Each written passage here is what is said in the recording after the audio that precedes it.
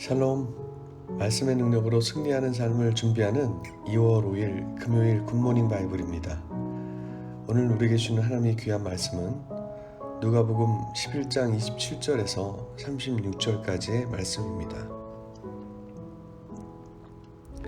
이 말씀을 하실 때에 무리 중에서 한 여자가 음성을 높여 이르되 당신을 뵌 태와 당신을 먹인 젖이 복이 있나이다 하니 예수께서 이르시되 오히려 하나님의 말씀을 듣고 지키는 자가 복이 있느니라 하시니라. 무리가 모였을 때에 예수께서 말씀하시되 이 세대는 악한 세대라 표적을 구하되 요나의 표적밖에는 보일 표적이 없나니 요나가 니느웨 사람들에게 표적이 됨과 같이 인자도 이 세대에 그러하리라. 심판 때에 남방 여왕이 일어나 이 세대 사람을 정죄하리니 이는 그가 솔로몬의 지혜로운 말을 들으려고 땅 끝에서 왔음이거니와 솔로몬보다 더 큰 이가 여기 있으며 심판 때에 니느웨 사람들이 일어나 이 세대 사람을 정죄하리니 이는 그들이 요나의 전도를 듣고 회개하였음이거니와 요나보다 더 큰 이가 여기 있느니라. 누구든지 등불을 켜서 속에나 발 아래에 두지 아니하고 등경 위에 두나니 이는 들어가는 자로 그 빛을 보게 하려 함이라. 내 몸의 등불은 눈이라. 내 눈이 성하면 온 몸이 밝을 것이요 만일 나쁘면 내 몸도 어두우리라. 그러므로 내 속에 있는 빛이 어둡지 아니한가 보라. 내 온 몸이 밝아 조금도 어두운 데가 없으면 등불의 빛이 너를 비출 때와 같이 온전히 밝으리라 하시니라. 아멘. 27절에 보시면 앞서 예수님께서 말 못하게 하는 귀신을 쫓아내시고 말씀을 하실 때 무리 중에 한 여자가 이렇게 이야기합니다. 당신을 뵌 태와 당신을 먹인 젖이 복이 있나이다 라고 소리를 칩니다. 이에 예수님께서는 28절에 보시면 오히려 하나님의 말씀을 듣고 지키는 자가 복이 있다 라고 말씀하십니다. 이 말이 무슨 말씀일까요? 사람들은 혈통을 높이 평가합니다. 가문과 출신, 배경을 높이 평가합니다. 그러나 예수님께서는 믿음은 그것과 상관없다라고 말씀하십니다. 내 눈앞에서 아무리 병자가 치유되고 귀신이 떠나가고 역사가 나타나도 내 삶 속에 아무런 일이 일어나지 않으면 무슨 소용이 있겠는가, 무슨 의미가 있겠냐는 것입니다.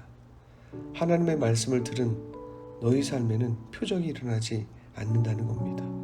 그 이유는 말씀을 듣고 순종하며 지키지 않기 때문이라고 말씀하고 있습니다.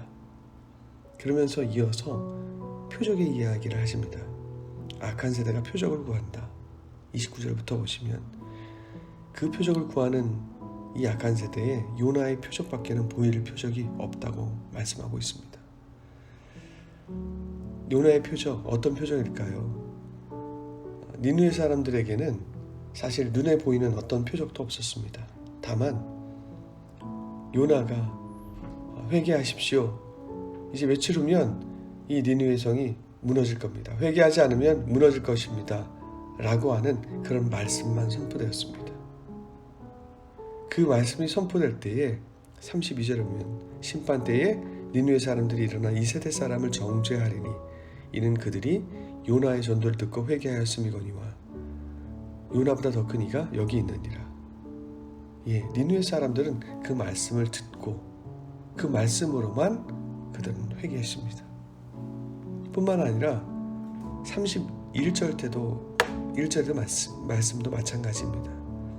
심판 때에 남방 여왕이 일어나 이 세대 사람을 정죄하리니 남방 여왕이 정죄하는 이유는 다른 게 아닙니다. 자신은 그 지혜로운 솔로몬에게 나오는 그 지혜로운 말을 들으려고 땅 끝에서부터 찾아왔는데 그 솔로몬보다 더 큰 이가 여기 있는데 못 알아보고 오히려 배척하고 있고 그리고 표적만 구한다는 것입니다.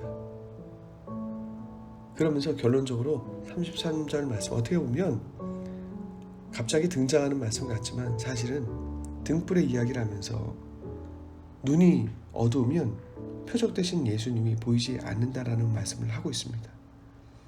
우리에게서 그 눈이 열려져서 표적으로 오신 우리 안에 예수님께서 내 인생에 말씀이 지금 내 삶 가운데 지금 찾아오신 표적임을 깨닫는다고 한다면, 우리에게 선포되신 그 진리의 말씀이 선포되는 그 주님께서 찾아오신 것을 우리가 깨닫고 알고 볼 수 있다면 예수님 때문에 삶의 변화가 나타난다는 것입니다.